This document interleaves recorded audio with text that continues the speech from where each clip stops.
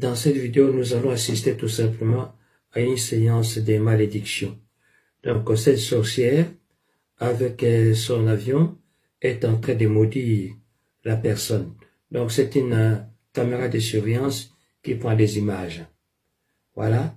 Et ce qui nous intéresse ici, c'est les retours, c'est-à-dire le décollage de ces sorcières. Nous allons assister sans caméra cachée, le décollage. Là, elle est occupée à maudire la personne. Elle est inconsciente comme elle est là. Elle est hypnotisée. Elle est en train de la maudire, voilà, en faisant des incantations, des prières, certainement des malédictions. Voilà. Nous allons assister à son décollage. Comment le décollage se passe dans les milieux de la sorcellerie. Voilà, elle est là, avec ses fétiches. Voilà. La personne est inconsciente, totalement inconsciente. Totalement inconsciente. Voilà. Elle va encore lui montrer ses fesses, signe des malédictions. Voilà. En montrant des fesses comme ça, elle est occupée à maudire en même temps. Voilà. Elle doit faire ça. Tous les 4 coins. Voilà. Là, elle chante. Elle chante encore. Là, la caméra est en train de prendre des images. Et vous allez vous réveiller demain matin, vous avez mal au cou, mal à la tête, mal au ventre. Vous ne vous sentez pas bien. Vous êtes hospitalisé. Voilà ce qui se passe la nuit. Voilà ce qui se passe la nuit. C'est ainsi que nous devons vraiment nous habituer à la prière aussi. Parce que pour lutter contre la sorcellerie, il faut, la sorcellerie c'est un esprit impur, il faut un esprit très puissant pour contrecarrer toutes les actions démoniaques. Voilà, maintenant elle va allonger la personne, c'est-à-dire elle finit son boulot et elle va décoller.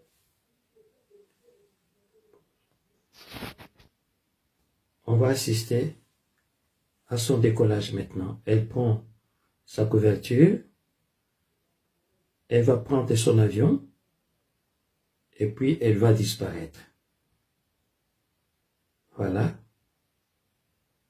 Elle fait des prières avant de partir. Elle part. Car vous êtes mort et votre vie est comment? Votre vie est cachée avec Christ en Dieu. Ah. Ma soeur qui a peur des sorciers, mon frère qui a peur des sorciers, voilà ton verset. Il est souligné et encerclé en rouge. Je ne sais pas si la caméra peut vous montrer comment j'ai... C'est depuis des années que j'ai encerclé ça en rouge. Ta vie est cachée.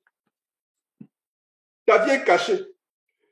Et en passant, j'ai fait une publication d'un chat qui est sorti de ne sais pas où, qui est venu trouver refuge chez nous. Waouh!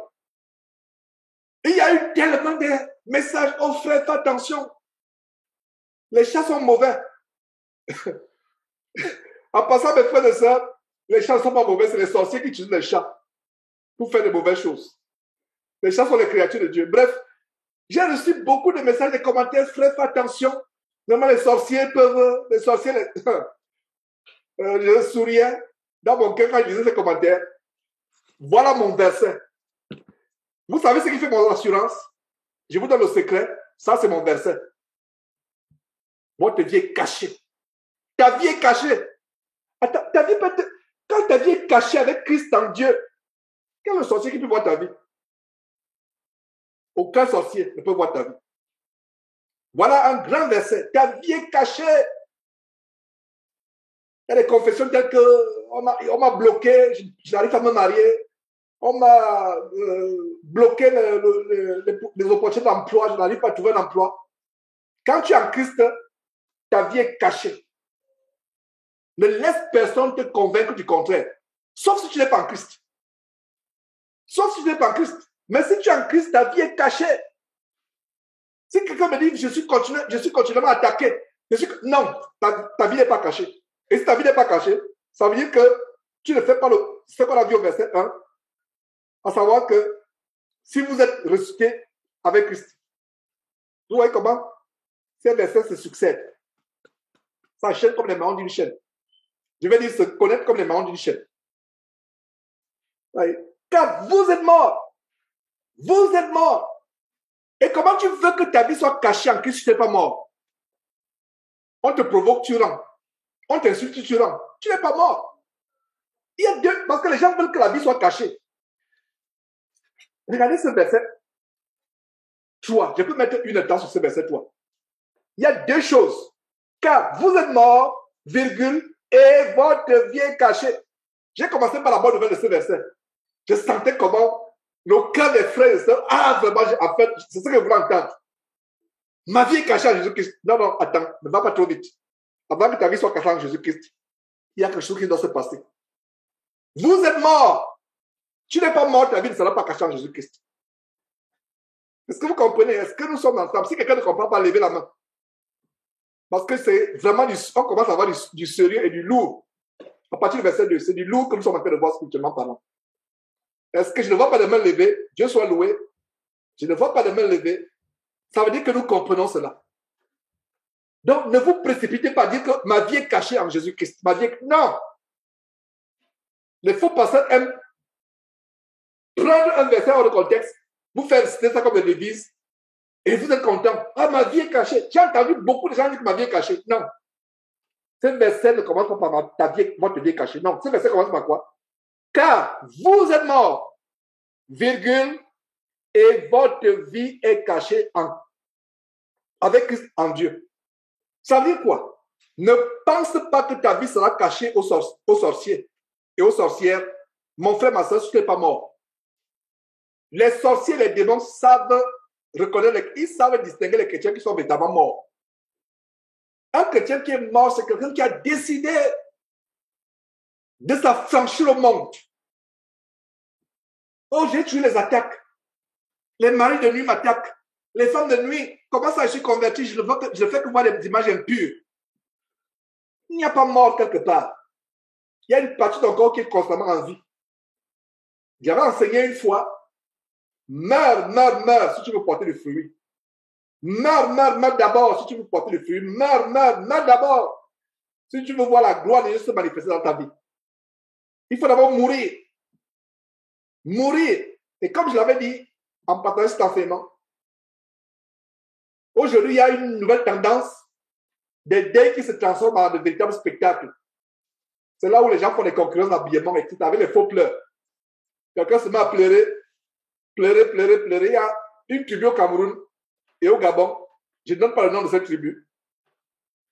Les femmes pleurent et quand elles pleurent, elles prennent d'abord la bière à côté, elles boivent, elles déposent la bière et continuent à pleurer.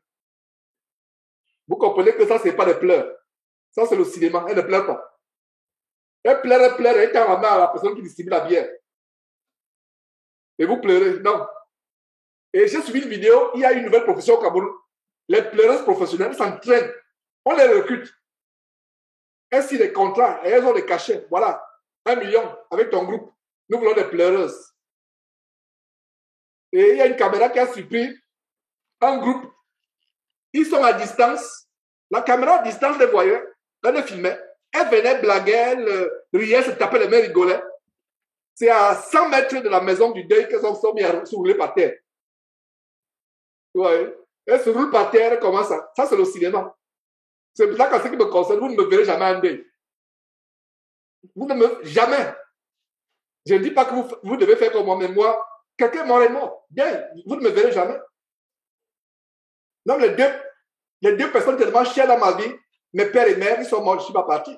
Tu es mort, tu es mort. Qu'est-ce qu'on va faire? Si je viens, c'est parce que peut-être que j'ai reçu l'autorisation, la permission de Dieu de te ressusciter pour qu'un miracle. Mais qu'est-ce qui va se passer? Il y aura tous les morts pour enterrer les morts. Parce que quelqu'un va dire, mais Jos, tu n'y vas pas. Qui va les enterrer? Restez tranquille, il y a tous les morts pour enterrer les morts. Ils sont nombreux. C'est ce que Jésus a dit, laissez les morts enterrer comment? Les morts. Il y a tous les morts pour enterrer les morts. Ils sont nombreux.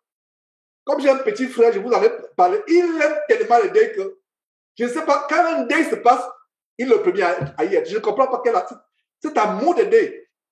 Cet amour de Dieu, j'ai essayé de le convaincre, j'ai laissé tomber. J'ai compris que tu ne peux pas le convaincre s'il n'est pas converti. Pourtant, il dit qu'il est chrétien. Alors, pourquoi je parle de deuil?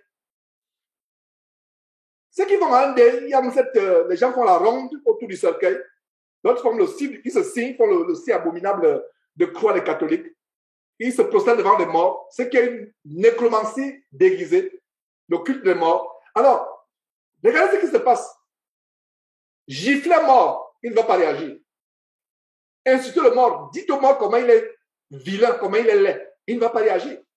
Mais nous, chrétiens, si quelqu'un nous insulte, on va réagir. Ça veut dire que nous ne sommes pas comme morts.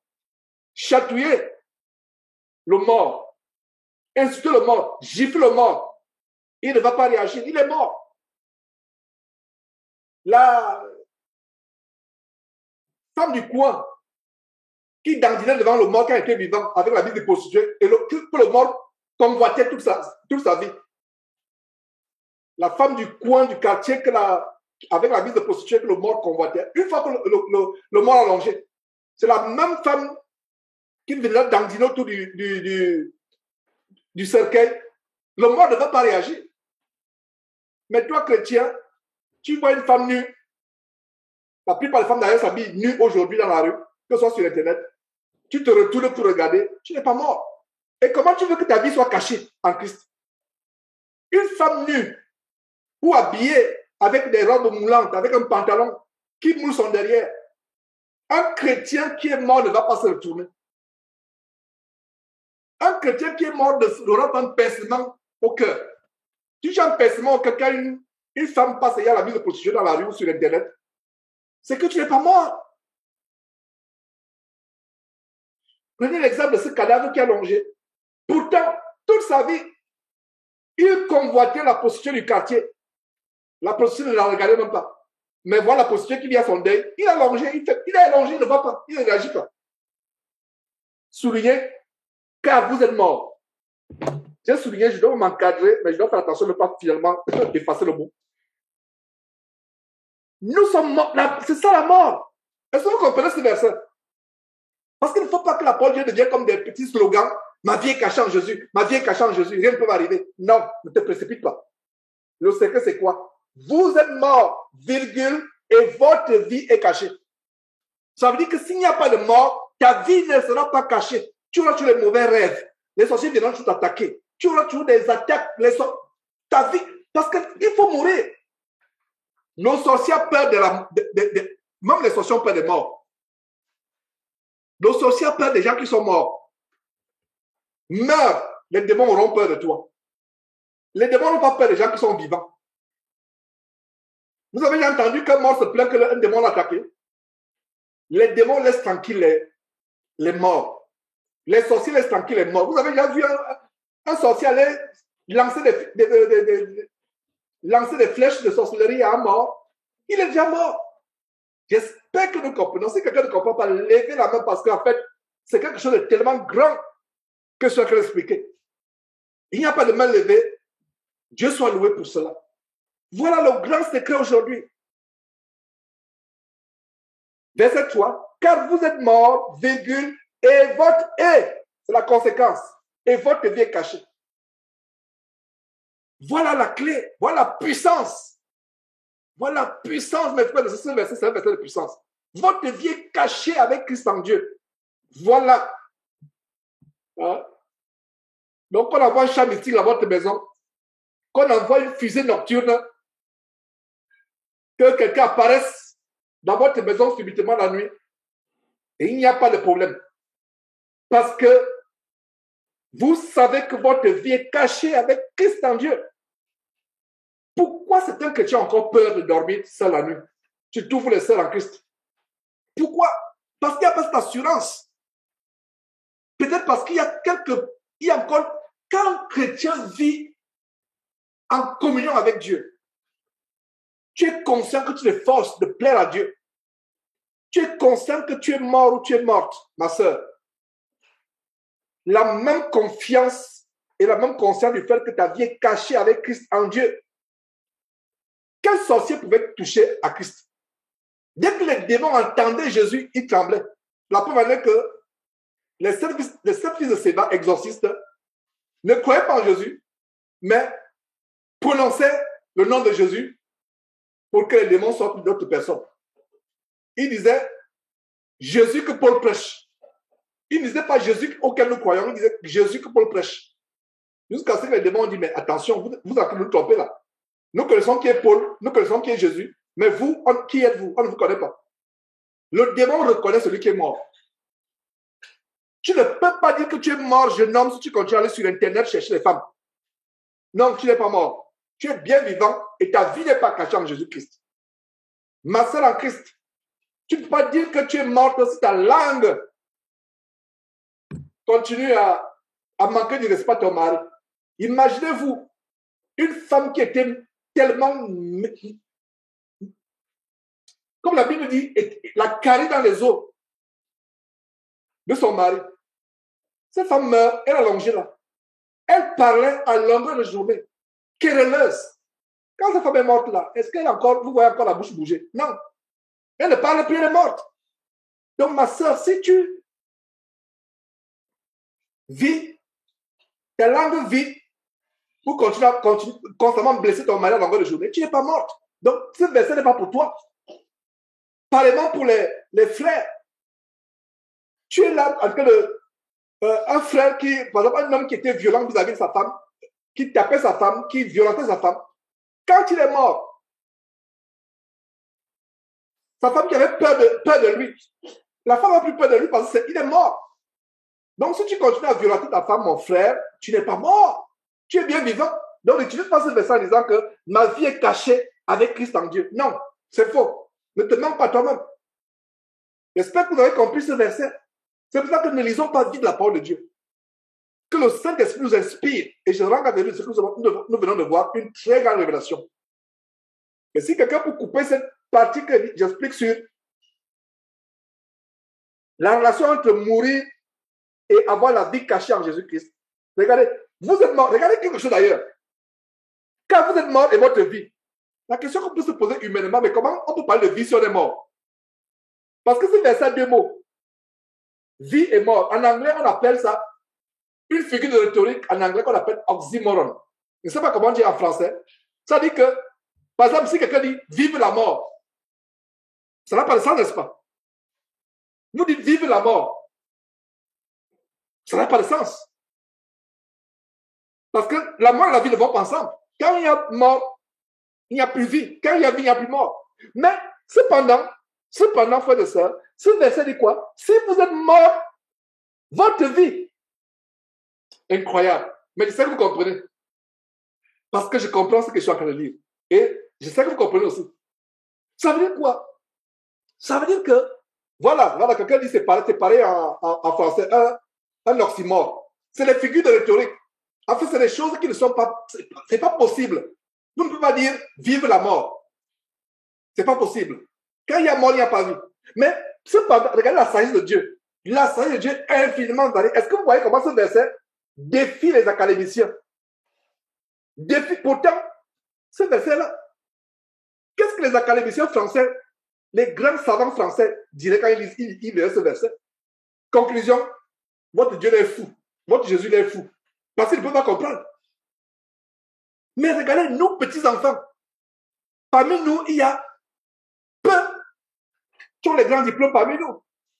Parmi nous, il y a peu de nobles, peu de grands diplômes, peu de personnes avec grands diplômes. Mais cependant, regardez comment Dieu nous parle avec des choses, un langage qui rend fou les grands intellectuels de ce monde. Mais nous comprenons spirituellement. Conclusion, quand vous avez la connaissance spirituelle de Dieu, vous êtes plus grand que Senghor. Vous êtes plus grand que, je ne sais pas, Descartes ou Voltaire ou je ne sais pas, les grands savants, Rousseau et autres. Parce qu'ils ne peuvent pas comprendre. Nous comprenons cela aussi simple. Mais quelqu'un de l'Académie française, allez donner ce verset aux académiciens. Ils vont se coller les têtes, ils ne vont pas comprendre. Conclusion, ils vont dire que votre Jésus est fou. Parce qu'ils ne comprennent pas. Mais cependant, nous comprenons. Aussi simple. Regardez comment les choses spirituelles sont données aux petits-enfants que nous sommes. La plupart d'entre nous n'ont pas de grands diplômes. Parce que laissez-moi vous dire qu'il est difficile pour un intellectuel de devenir chrétien. C'est un miracle pour quelqu'un qui a les grands diplômes de devenir chrétien.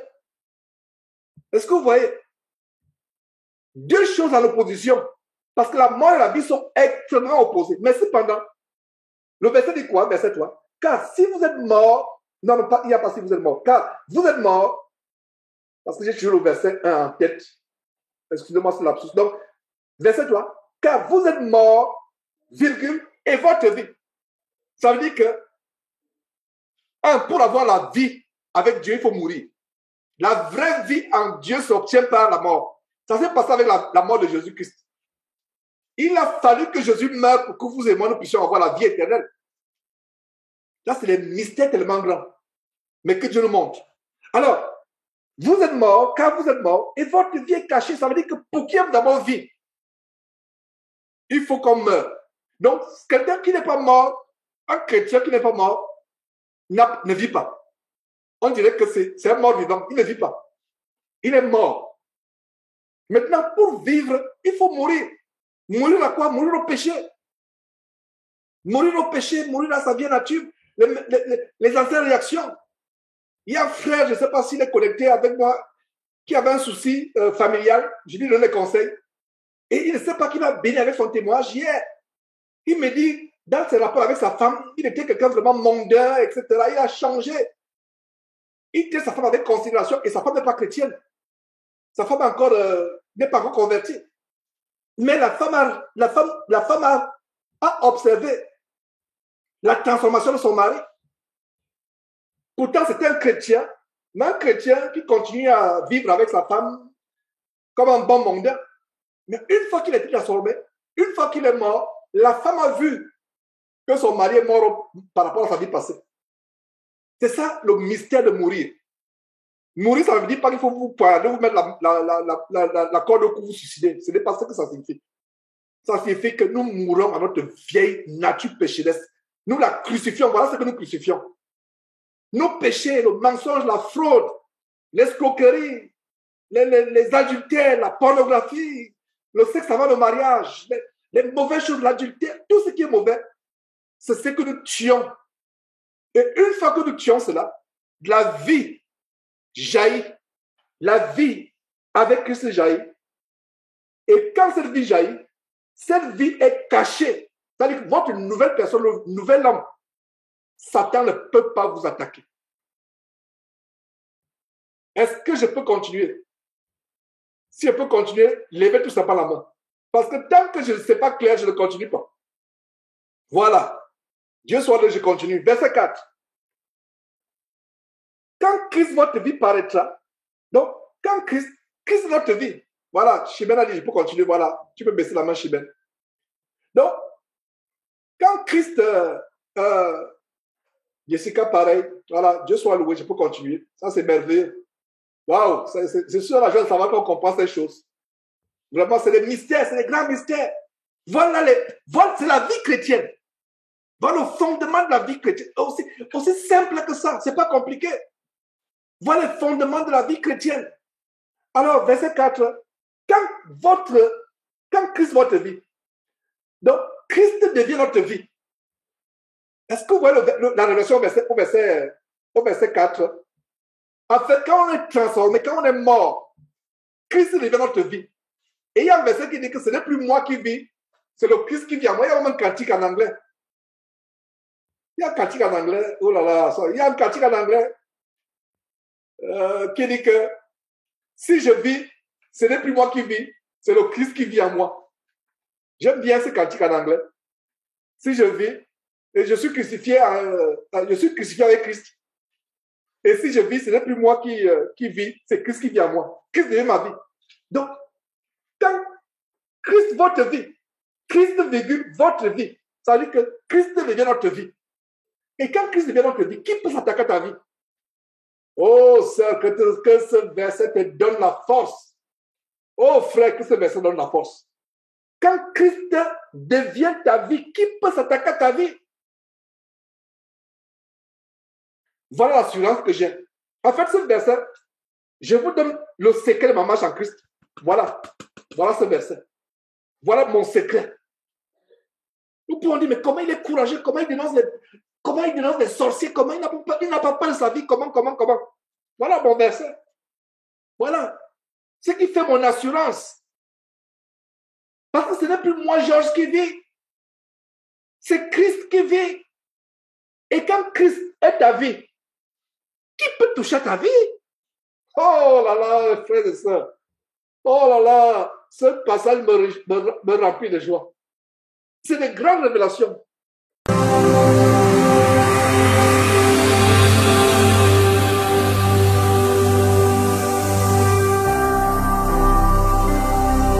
Jésus-Christ TV,